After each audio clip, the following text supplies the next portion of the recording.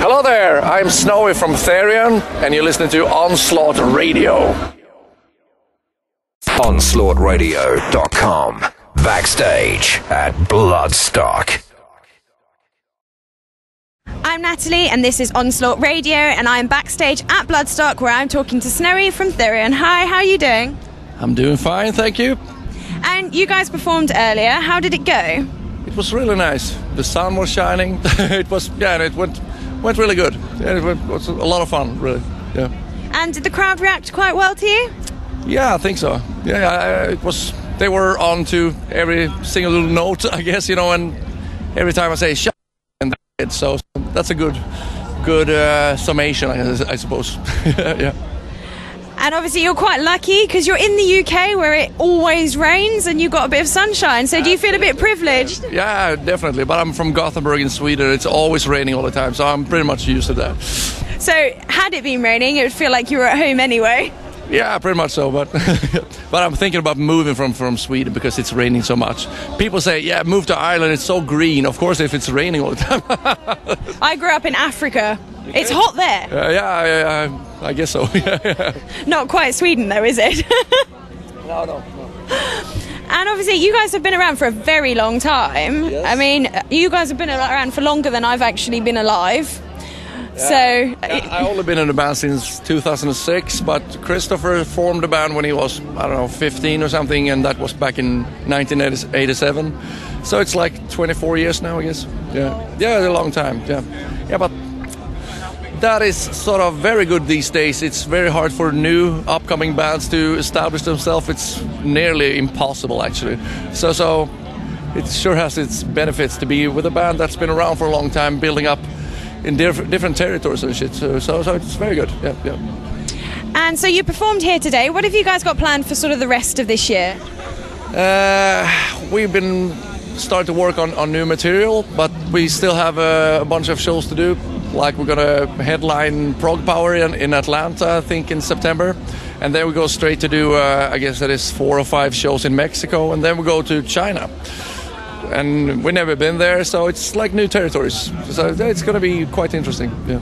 And I understand you've got another first coming up because you're doing, is it 1,000 tons of metal? Absolutely, yeah. And I very much look forward to that because I would never, with my own money or whatever, go to a cruise like that. But this is a perfect thing, really.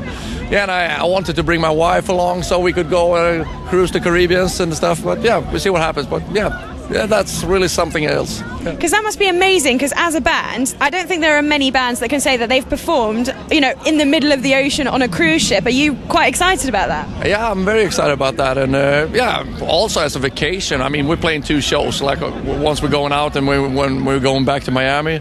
And just to hang out there for a week or 5 days or whatever it is. And that's such a great opportunity to, paid vacation sort of. Yeah, and it's wonderful. And but I think it's becoming more and more common. I think Kiss got their own Kiss cruise and stuff. So that's the new trend, I suppose. Yeah. And as a band, you guys perform a very, very special kind of metal. It's very orchestral, it's very epic, it's very exciting. Are you still finding that after all of the years it's really easy to bring out new albums and sort of keep that kind of sound going? I guess with THERION, I mean, I have to say that a lot of bands just, once they sort of hit the mother load and get a little bit of success, they just keep doing the same thing and repeating over and over. And with THERION, it's almost like suicidal or something, because okay, now we're going to make a new album and do something completely different, just exactly what we want. And I have to say that a lot of the times when they put out an album, actually every time, I guess, the fans is like, oh, we're a little bit disappointed. The previous album was good. It was so much better. Yeah, but you were saying the exact same thing when we released that album. Then you didn't like that album, but you liked the previous one before that. So it takes some getting used to, I guess. But then it means that it's always for the right reasons. It's not like trying to cash in or anything, because we're always pushing the limit and doing something that we find interesting ourselves, which I think is very essential after all those years. Otherwise it tend to be a bit boring, I guess, if you just try to, okay, we should please the audience, they expect this and that, and you just deliver that, then you lose yourself in all that, I guess. So yeah. Okay. I mean, it's quite, because you get a lot of bands that tend to bring out the same kind of thing, and if there's fans that don't like that, then that's all they're ever going to bring out, and those fans are never going to like them. But actually, in a way, you give them a little bit of a taste of different things, and even if there are some of your fans that go, "Oh, I don't really like that," you might pick up new fans as well. Yeah. But first of all, I think you got to stay true to yourself. First of all, because I mean. I can speak for myself, but I can also say that Christopher, he never got into music to make a living, but not to be rich and famous or anything like that. So you got to do it for the right reasons, I suppose. And you got to maintain that as well. Just not like, okay, we changed our styles till we find that mother lode of success or something, and okay, now we got it, the sacred what do you say, like the magic formula, and just keep going, because the world is changing constantly too. So you cannot just hang on to something that was like popular in '92. I mean, it doesn't work now, obviously. So yeah, but I don't know. We're doing it, taking big chances all the time, I guess. So of course we will piss some people off, I suppose, or disappoint them at least.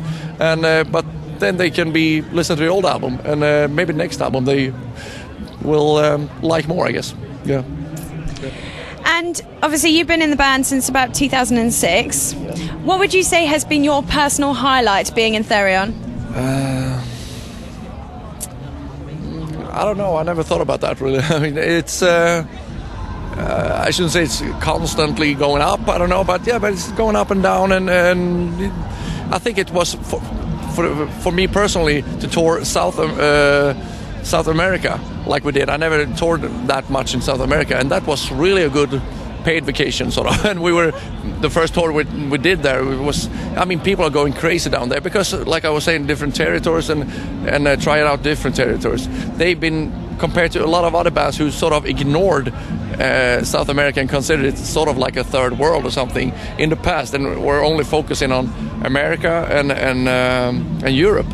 And while THERION went down there pretty early on, so they have a very good reputation and are pretty big down there, which means that, of course, I mean, if we can pull like 5,000 people on our own, that's really good.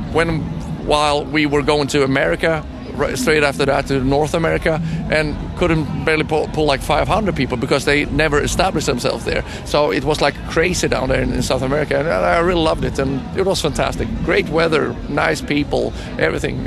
So it's always like the first when you do something for the first time. I suppose that's good. So yeah. And is there anywhere that you haven't toured yet that you'd quite like to go? Like I said, we're going to China, but I've never been there. But it's always been talk about going to Australia. It's been up there a couple of times, and also some. But Australia, I've never been there. I would really like to go there. Yeah. And if you could give some advice to an unsigned band out there that might want to be in the same sort of position that you are now, what kind of advice would you give to them? I would definitely tell them to follow their own hearts and do whatever they feel like, instead of trying to chase in trends and okay, they get popular now, that's the new trend or something, because then you fool yourself, because then you're like stepping on to this bandwagon thing, but you're always a bit late when it hits big and becomes a household name or something. So that is not a good advice really. So I think you should stick to yourself and do whatever the fuck you like yourself. I mean, that's the only thing. Let me just tell you that Christopher, I think with THERION, they were doing a couple of albums where they were a death metal band in the beginning.